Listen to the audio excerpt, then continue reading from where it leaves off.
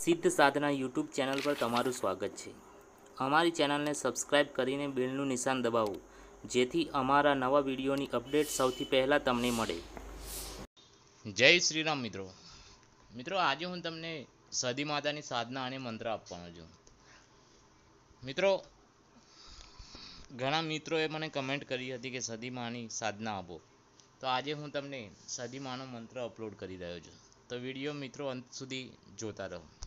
મિત્રો, સદી માની સાધના તમે ચૈત્રી નવરાત્રિ કે પછી આસો નવરાત્રિ કે ગુપ્ત નવરાત્રિમાં કરી શકો છો। મિત્રો, આ સાધના તમારે 45 દિવસ સુધી કરવાની છે અને આ સાધના સિદ્ધ થયા પછી તમે માતા સદી પાસે તમારા ધારેલા કામો કરાવી શકો છો।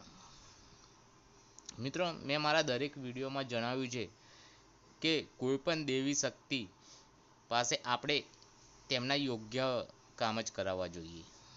કોઈના અહિત માટે કે કોઈનું ખોટું થાય તે રીતના કોઈ પણ મંત્રનો ઉપયોગ કરવાનો નથી।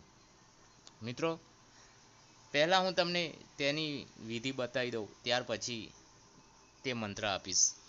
મિત્રો, પૂજા સામગ્રીમાં તમારે 3200 ધૂપ જોઈશે, અત્તર જોઈશે, લાલ કલરની ચૂંદડી જોઈશે, એક શ્રીફળ જોઈશે અને માતાને ચડાવવા માટે નિવેદ કે પછી મીઠાઈ જોઈશે। સૌથી પહેલાં તો તમારે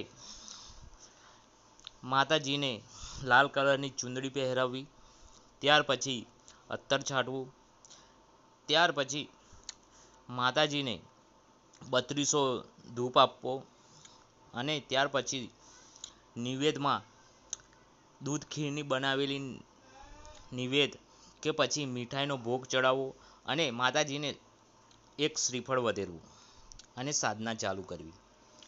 મિત્રો, સાધનામાં તમારે રુદ્રાક્ષની માળા કે પછી ચંદનની કે તુલસીની માળા લઈ શકાય અને મિત્રો, આ સાધના તમે દરરોજ સવારે કે પછી સાંજના ટાઈમે કરવાની છે। મિત્રો, સાધનામાં તમારે દરરોજ આપેલા મંત્રનો એક માળા જાપ કરવાનો છે અને દરરોજનો સમય એક જ રાખવાનો। મિત્રો, જો તમે સવારમાં કરતા હોય તો રોજ સવારે જ કરવી અને જો સાંજના સમયે કરતા હોય તો સાંજે કરવી। મિત્રો, 45 દિવસ સુધી આ સાધના કરવાની છે અને 45 દિવસ પૂર્ણ થયા બાદ તમારે એક યજ્ઞકુંડ તૈયાર કરવાનો છે અને 108 આહુતિ તમારે આ મંત્રથી આપવાની છે।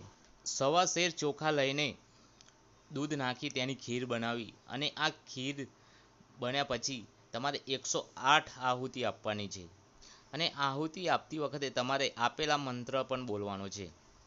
આ રીતના તમારો 45 દિવસમાં આ મંત્ર સિદ્ધ થઈ જશે। ત્યાર પછી તમે જ્યારે પણ આ મંત્રનો ઉપયોગ કરો ત્યારે 11 વખત બોલીને માતા સદીને તમારા કામ માટે વિનંતી કરવાની અને તમારું કામ પૂર્ણ થયા બાદ તમારે માતાજીને એક શ્રીફળ અને નિવેદ ધરાવવું। જ્યારે તમે કામ કરાવો છો, કામ પૂર્ણ થયા પછી માતાજીને નિવેદ ધરાવવું જરૂરી છે। મિત્રો, હું તમને તે મંત્ર જણાવી દઉં। મંત્ર આ પ્રમાણે છે: સદી સદી મહાસદી શિવડ અપરા નહીં, જ્યાં વસે સંધના બેડાની માતુ સદી, ચાર ખંડના ચોકમાં કરો અમારા કામ, બ્રહ્મા વિષ્ણુ મહેશ નહીં આપીશ નામ, સત આવો સત દેખે બેસી જાઓ સાતમા પાતાળ, ભાવ કરી જે નર ભજે એ પ્રજાને કરજો ન્યાલ, અમારા બોલાવે ના આવો તો બાલનાથ જોગીની દુહાઈ, ઓમ મહાશક્તિ ઓમ મહાશક્તિ। મંત્ર ફરી એકવાર બોલું છું: સદી સદી મહાસદી શિવડ અપરા નહીં, જ્યાં વસે સંધના બેડાની માતુ સદી, ચાર ખંડના ચોકમાં કરો અમારા કામ, બ્રહ્મા વિષ્ણુ મહેશ નહીં આપીશ નામ, સત આવો સત દેખે બેસી જાઓ સાતમે પાતાળ, ભાવ કરી જે નર ભજે એ પ્રજાને કરજો ન્યાલ, અમારા બોલાવે ના આવો તો બાલનાથ જોગીની દુહાઈ, ઓમ મહાશક્તિ ઓમ મહાશક્તિ। મિત્રો, જ્યારે તમે આ સાધના કરી રહ્યા હોય તે સમયે તમારે સાત્વિક ભોજન જ જમવાનું છે।